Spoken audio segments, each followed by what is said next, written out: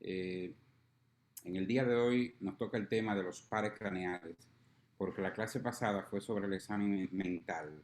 ¿Me escuchan bien, verdad? Vamos a compartir esto. Díganme si me están escuchando bien. Sí, se escucha bien. Vamos a ver aquí. El examen de los pares craneales. Recuérdense que tenemos 12 pares craneales, desde el olfatorio hasta el hipogloso. En el día de hoy vamos a hablar de los primeros 7 pares craneales, del 1 al 7. Y vamos a mostrar unas imágenes interesantes aquí sobre este tema. Aquí, por ejemplo, tenemos un dibujo esquemático donde podemos ver lo que es el nervio olfatorio, que en este caso lo que está mostrando es el bulbo y la cintilla. Tenemos que es el primer par craneal. Recuérdense que la función de este nervio es percibir los olores. Luego tenemos el nervio óptico. El nervio óptico, su función es la visión, poder ver. Luego tenemos el tercer par craneal, nervio oculomotor. El cuarto, que es el patético. El quinto, que es el trigemio. El sexto, que es el abducens. Y el facial, que es el 7. Entonces vamos a hablar de los primeros 7, de esos primeros 7 nervios, y el resto, del 8 al 12, serán en la próxima clase. Eh, el primer par craneal es el olfatorio. Como yo le dije, la función básica de este nervio es percibir los olores, la percepción del olfato.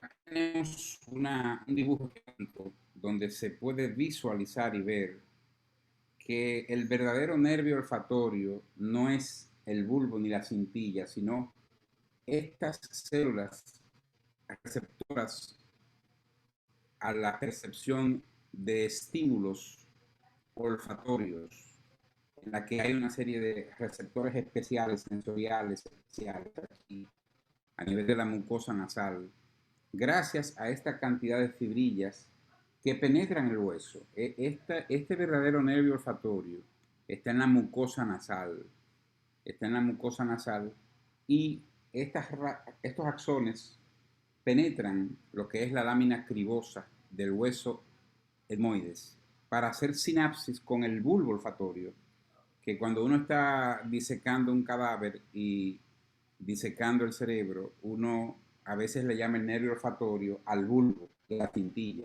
El verdadero nervio no es ese, el verdadero nervio está en la mucosa nasal, porque ahí es que primero se perciben estos estímulos quimiorreceptores para percibir el olor de las cosas. Entonces, aquí tenemos otro ejemplo. Vean todas esas ramificaciones y esas fibrillas. Todo lo que es sentidos especiales, como son la visión, la audición, el gusto, el tacto, el olfato, todo eso son aferencias, es una información sensitiva que viene de la periferia hacia el cerebro como tal. Por lo tanto, el primer par craneal, que es el olfatorio, y el segundo par craneal, que es el óptico, son estructuras que están relacionadas con el cerebro propiamente dicho. Por eso algunos anatomistas dicen que el olfatorio y el óptico son proyecciones del cerebro hacia el exterior. En cambio, del tercer par craneal en adelante, son pares craneales que tienen una interconexión con el tronco encefálico, no con el cerebro como tal. Recuérdense que el tronco encefálico está conformado por mesencéfalo, bulbo raquídeo y puente, pero para decirlo en un orden anatómico sería, en sentido cráneo-caudal, sería mesencéfalo, sería puente y sería bulbo. Entonces, el primer par craneal no tiene conexión con ninguna estructura troncoencefálica, sino que forma parte del rinencéfalo, que es el cerebro primitivo, el cerebro antiguo, el cerebro de las emociones, el cerebro reptiliano, el cerebro límbico. El rinencéfalo es una estructura en la que están incluidas las vías olfatorias que comienzan con el nervio olfatorio a nivel de la mucosa nasal. Aquí podemos ver en estas imágenes cintilla olfatoria, bulbo olfatorio, penetra la sustancia perforada anterior y se divide en una estría olfatoria lateral que va a terminar en el uncus del lóbulo temporal y una estría olfatoria medial que va a terminar en la circunvolución del cíngulo. Todo esto es lo que se conoce como vías olfatorias. Se inicia con el nervio olfatorio a nivel de la mucosa nasal, se continúa con el bulbo y la cintilla olfatoria, continúa con la estría olfatoria y termina una parte en el uncus del lóbulo temporal y la otra en la circunvolución del cíngulo. Entonces aquí podemos ver los componentes básicos del sistema olfatorio. Tenemos aquí la comisura anterior, el bulbo, comenzando con las células olfatorias, células sustentaculares, células basales. Esas células se interconectan, hay una especie de glomérulo y células mitrales en forma de mitra que hacen lo que es la primera y segunda neurona de la vía olfatoria, para continuar como estría olfatoria, cintilla y estría olfatoria. Aquí tenemos otro esquema de lo que es el sistema límbico. Podemos ver el tracto olfatorio, las estrías y el área donde termina el uncus del lóbulo temporal, la fimbria, fornix, sectus pellucidum, cuerpo calloso y gyrus subcalloso y el gyrus cingulado. Todas esas estructuras están en la cara inferior del lóbulo frontal y en la cara medial, en la cara medial del lóbulo frontal, en la cara interna. Separamos los dos hemisferios y en la cara interna, recuérdense que el cuerpo calloso une ambos hemisferios cerebrales. Lo que rodea el cuerpo calloso se llama circunvolución del cíngulo y hay una circunvolución que se llama subcallosa. Hay un área paraolfatoria y hay estructuras relacionadas con la amígdala, el hipocampo y el lóbulo temporal en su cara medial. Entonces, la parte medial del lóbulo temporal, la parte inferior del lóbulo frontal, la parte medial del lóbulo frontal forman parte del sistema límbico y las vías olfatorias son parte importante del sistema límbico. Aquí tenemos otra parte donde se dibuja lo que es el giro cingulado, el fornix y todas esas estructuras anatómicas. Entonces, en conclusión, el primer par craneal sirve para percibir los olores y ese primer par craneal, aparte de percibir los olores, ¿cómo yo lo voy a examinar? Con un frasquito, con café y otro con tabaco. Yo voy a taparle la fosa nasal al paciente y le voy a colocar el frasquito, un frasquito opaco donde no se vea el interior. Y el paciente va a percibir el olor y te va a decir si es café o si es tabaco. Así que se examina. Entonces, ¿qué opciones tenemos? El paciente puede tener una percepción del olfato normal, decimos nervio olfatorio conservado con funciones normales, porque el paciente percibe los olores. Ahora, un paciente puede tener anosmia. La anosmia es una, perdón, la anosmia es una ausencia de percepción del sentido del olfato. Es una ausencia el paciente no percibe el olor.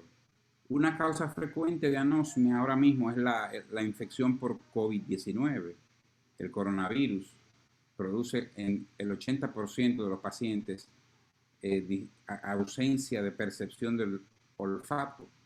Pero hay otras causas. Máximo, ¿qué otras causas tú conoces de anosmia, aparte del COVID-19?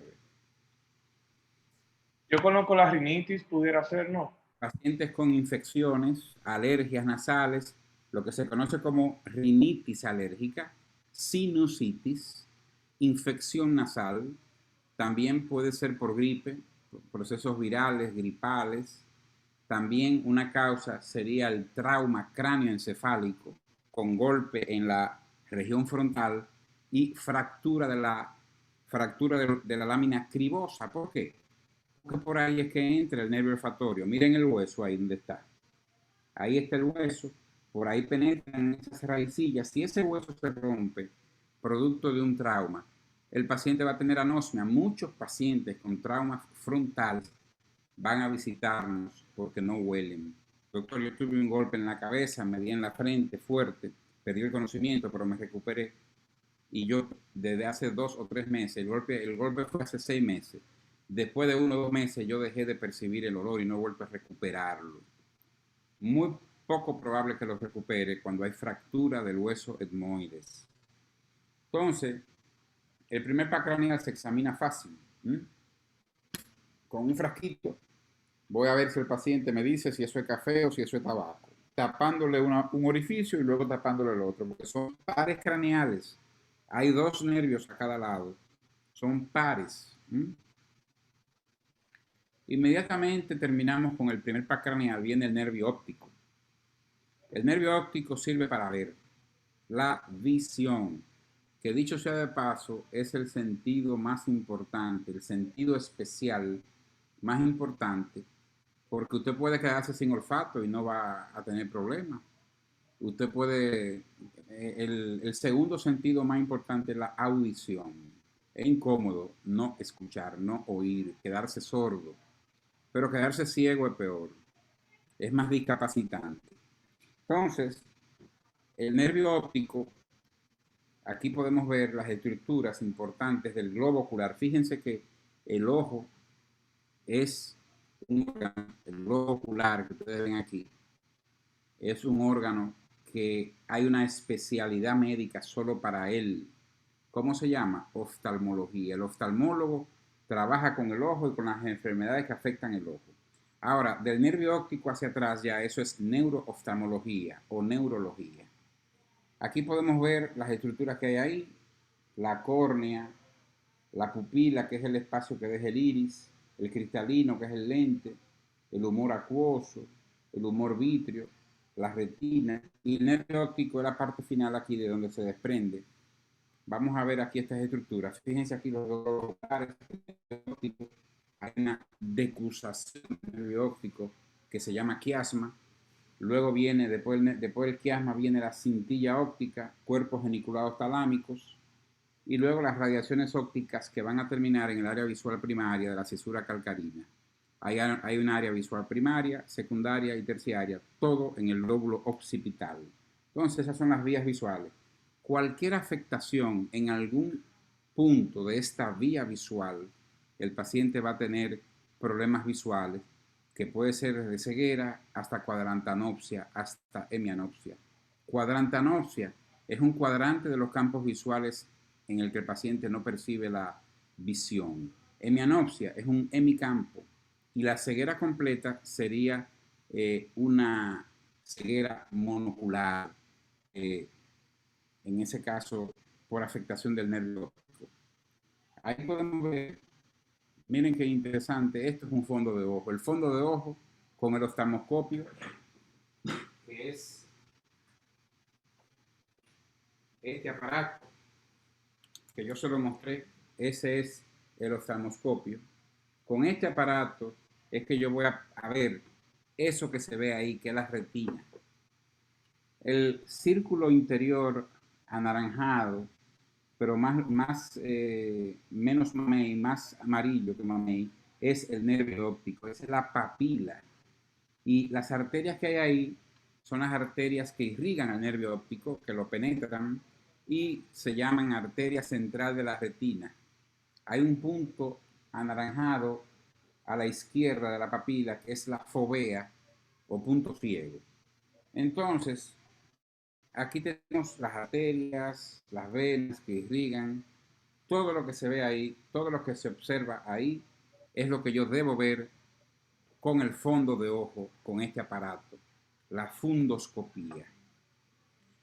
Entonces, aquí podemos ver las estructuras que conforman el nervio óptico. Una lesión de un nervio óptico te va a dar una ceguera completa del ojo.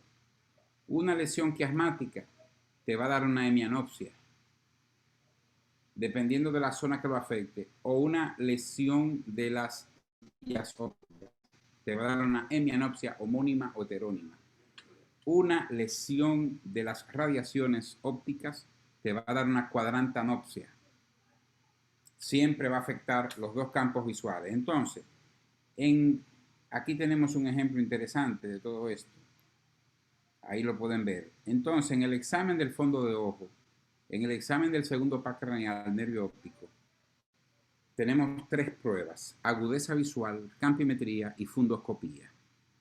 La agudeza visual se va a hacer con esta cartilla de Snellen que ustedes ven ahí. Es la prueba que hace el oftalmólogo, que también la hace con un equipo computarizado. Y lo normal es la visión 20/20. Eso es lo normal, la visión 20/20. Y la campimetría implica el examen de los campos visuales. Estas 2 pruebas, tanto agudeza visual como campimetría, la puede hacer el oftalmólogo en su consultorio. Ahora, el examen de fondo de ojo debe ser hecho por el neurólogo. El oftalmólogo también lo hace. ¿Qué hacemos nosotros en la práctica diaria? Le tapamos el ojo al paciente y le preguntamos cuántos dedos ve. Si es campimetría, le tapamos y le pedimos que me diga si se mueve la mano, y yo voy chequeando cada área del campo visual buscando o cuadrantanopsia o hemianopsia. Entonces, una vez he hecho agudeza visual, campimetría y fundoscopía, ya yo he examinado el segundo par craneal. Lo normal sería que el paciente no tenga defectos de campos visuales, que tenga una visión 20/20 y que tenga un fondo de ojo normal sin ninguna alteración, con una retina sana. Recuérdense que hay retinopatías y hay enfermedades que afectan la papila, como es el papiledema o inflamación de la papila. Aquí tenemos el tercer par craneal, que es el nervio oculomotor. El nervio oculomotor va a inervar muchos músculos extraoculares y algunos intraoculares dentro del ojo. Este nervio, como su nombre lo dice, es el gran nervio para ver, para mover el ojo, para moverlo. Gracias a este nervio usted puede mover los ojos para la derecha, para la izquierda, para arriba, para abajo y la mirada oblicua. ¿Qué músculos inerva el nervio oculomotor? En su parte motora va a inervar el recto medial, el recto superior, el recto inferior y el oblicuo inferior del ojo. Esos 4 músculos. Pero también va a inervar el elevador del párpado superior, que hace que usted pueda abrir los ojos. Si ese músculo está afectado por una parálisis del nervio, me espera afuera. ¿Sí? Ok. Espérenme ahí. Si ese músculo está afectado por una parálisis del nervio, el paciente va a tener una topsis palpebral y el ojo se le va a caer así. Va a tener una caída del párpado.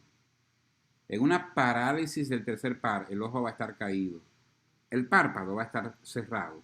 El paciente no puede abrirlo. Entonces, ¿cuáles son los 4 músculos, los 5 músculos extraoculares que inerva el tercer par? Usted dijo el recto medial, el superior, inferior. Recto medial. Ajá, el recto superior, el Recto inferior y superior, el recto oblicuo. inferior, Y el oblicuo oblicuo. inferior. Ujú. Porque el oblicuo superior es inervado por el cuarto par craneal. Te faltó el elevador del párpado superior. Elevador del párpado, no hay que decir superior, elevador del párpado. Entonces, aparte de esos músculos, el tercer par tiene una división parasimpática. La división parasimpática del tercer par va a inervar el músculo constrictor de la pupila. Constrictor de la pupila, que hace que la pupila se ponga chiquita cuando hay mucha luz. Pero también va a inervar el músculo ciliar que interviene en la acomodación. Yo miro de cerca o miro de lejos. Cuando yo miro de lejos, hay un enfoque. Eso está dado por el músculo ciliar inervada por la división parasimpática del tercer par craneal. Es decir, que el nervio oculomotor tiene funciones parasimpáticas que inervan el músculo constrictor de la pupila y el músculo ciliar. Aquí podemos ver algunas estructuras inervadas. Ven aquí lo que es, bueno, ¿qué músculo me falta?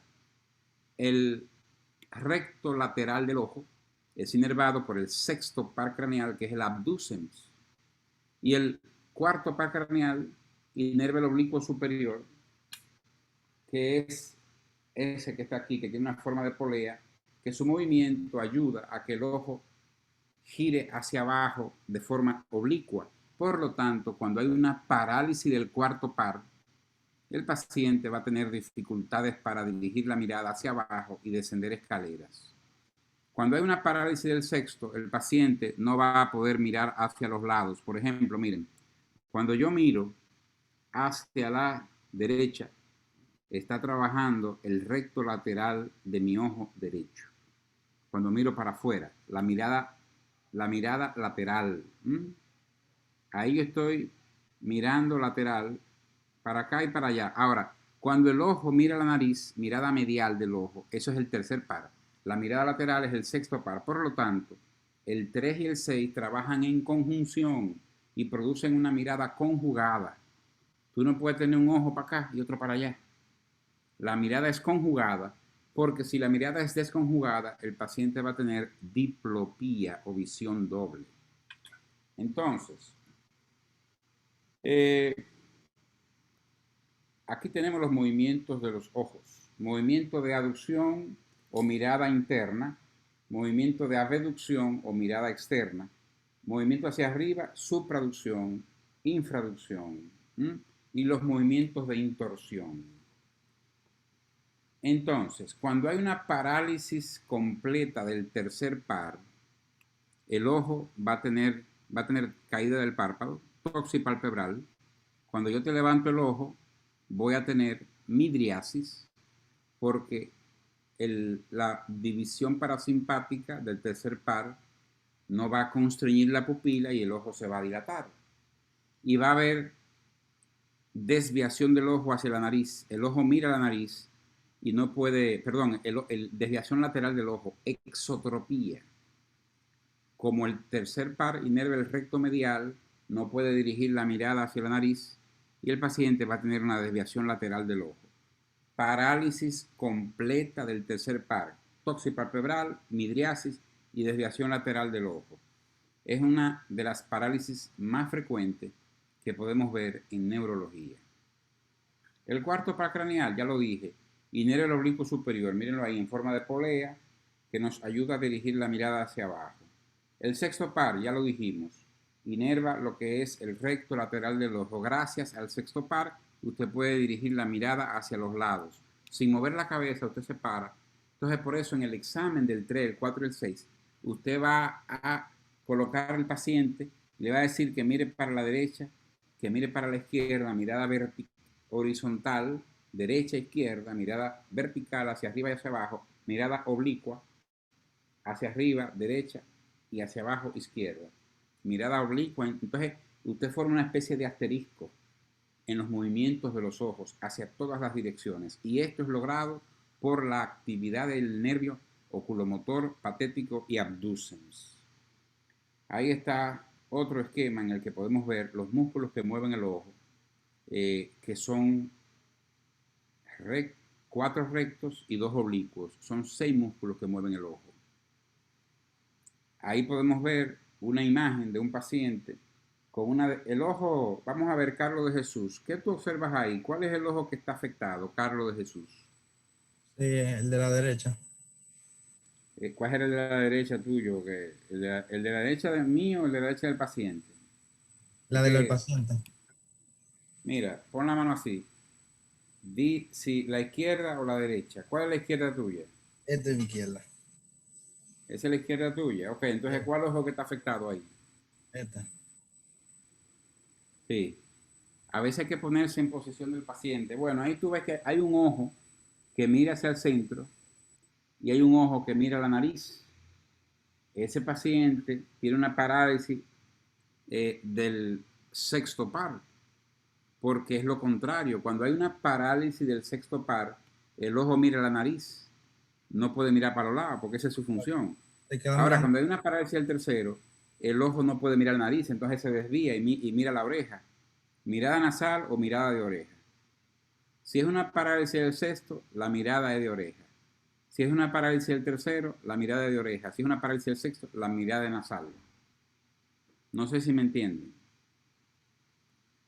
Aquí tenemos otra imagen en la que el paciente no puede dirigir la mirada lateral. Hay una desviación del ojo. Esto es una parálisis del tercer par porque tiene un tóxico palpebral y el ojo está mirando hacia la nariz. Entonces, ¿cuál es el par que sigue? El nervio trigémino. Trigémino quiere decir tres raíces. Trigémino tiene tres ramas. Una rama oftálmica, una rama maxilar, una rama mandibular. Este nervio tiene funciones motoras y tiene funciones sensitivas. La función motora del trigémino va a inervar los músculos masticatorios, los músculos de la masticación. Ahí tenemos el músculo macetero, se palpa masticando, mordiendo, y ahí tenemos el músculo temporal que está encima del hueso temporal y los músculos pterigoideos externos e internos. Los músculos de la masticación. Entonces, el trigémino, ¿cómo se va a examinar? Pidiéndole al paciente que mastique, que abra la boca, la fuerza de la apertura mandibular, y pidiéndole al paciente que muerda y usted palpando ambos maceteros. Esa es la parte motora del trigémino. La parte sensitiva se examina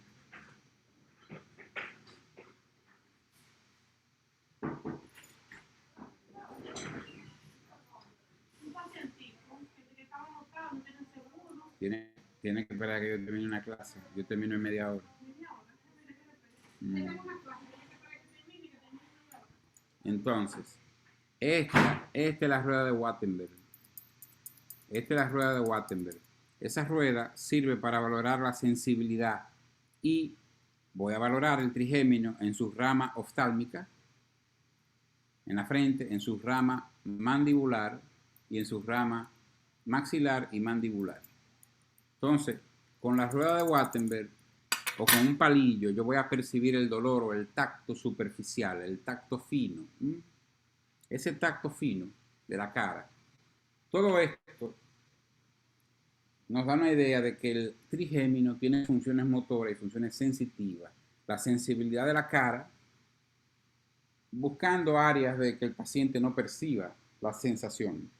Hay una enfermedad muy frecuente que se llama neuralgia del trigémino, que es un dolor exquisito de segundos de duración en alguna distribución de la rama del trigémino, y muchos pacientes acuden al dentista porque creen que es un problema dentario.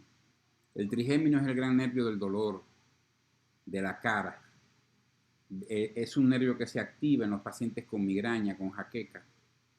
Y es decir, que la fisiopatología de la migraña se asocia a disfunción del nervio trigémino. Y también la neuralgia del trigémino es una condición que afecta y que produce mucho dolor. Entonces, aquí tenemos la interrelación que hay entre el trigémino y el nervio facial, que es el nervio que continúa. El nervio facial es el nervio que me va a dar, que va a inervar los músculos de la expresión de la cara. Los músculos de la expresión de la cara. ¿Cuáles son los músculos que inerva el nervio facial? Inerva el orbicular en número 31 ahí, el orbicular de los ojos, el orbicular de la boca, el platisma o cutáneo del cuello, el buccinador que me ayuda a pitar o a silbar o a hacer movimiento de chupeteo. Todos los músculos de la cara que sirven para hacer muecas, expresiones de la cara, están inervados por el nervio facial. Este nervio cuando se afecta, va a producir parálisis facial, que puede ser periférica y que puede ser central. En la parálisis facial central, el paciente conserva la fuerza de los ojos. En la parálisis facial periférica afecta a los ojos y afecta a la boca. Por lo tanto, un paciente con parálisis facial periférica va a tener la boca torcida y no va a poder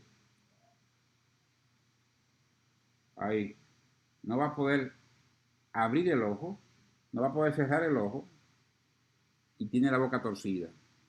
Entonces, en la parálisis facial periférica se afecta toda la cara. En la parálisis facial central se afecta la boca solamente. ¿Cómo se examina el nervio facial? Pidiéndole al paciente que silbe. ¿Pudiera repetir eso de nuevo, por favor? Lo de periférico y central. Sí, en la parálisis facial periférica se afecta la cara completa, tanto el ojo como la boca. Y el paciente va a tener la boca torcida. Espérate, ahora tengo yo un error con mando. El paciente va a tener la boca torcida y el ojo afectado también. Entonces, cuando tengo un paciente así, ¿cuál es el lado que está dañado? El lado afectado es este. Ese es el lado paralizado. Este es el lado bueno, porque ese lado está contrayendo. ¿Tú ves? El lado que no contrae es el lado paralizado. Un paciente que te llega así tiene una parálisis facial periférica del lado. Este es el lado izquierdo mío. Izquierda. Tiene una parálisis facial periférica izquierda. Entonces, en la parálisis facial central no se afectan los ojos, solo se afecta la boca. Y usted va a ver el paciente con la boca torcida, pero los ojos lo puede mover y abrir bien. Y dame la boca que se afecte. Eso tiene una razón anatómica. ¿Cómo se examina el facial? Pidiéndole al paciente que silbe,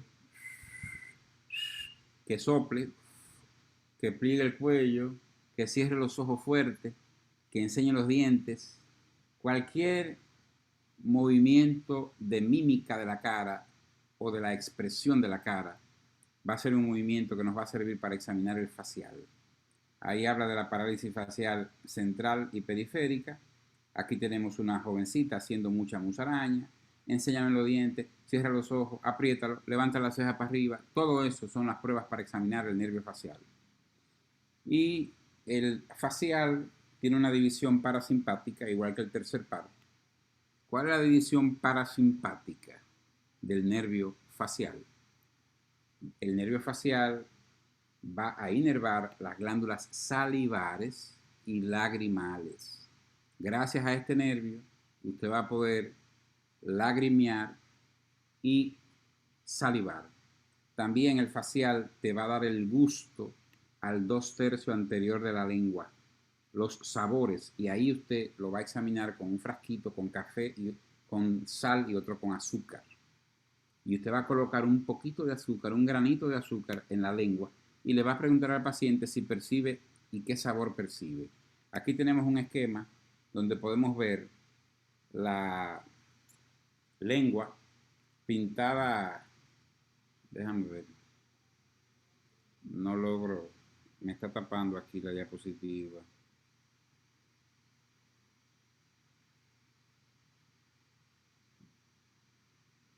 No hay manera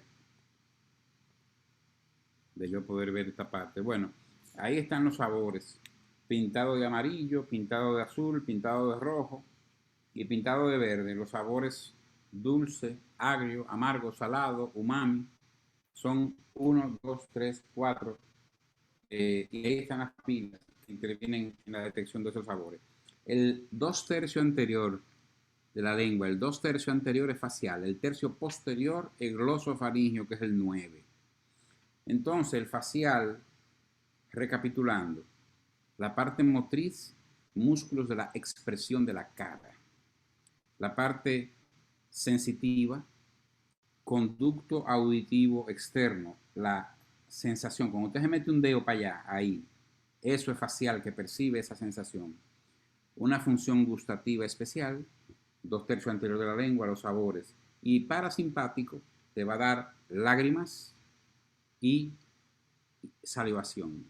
Cuando un paciente tiene una parálisis facial periférica que te afecta las lagrimales, el paciente o puede lagrimear o puede tener resequedad del globo ocular.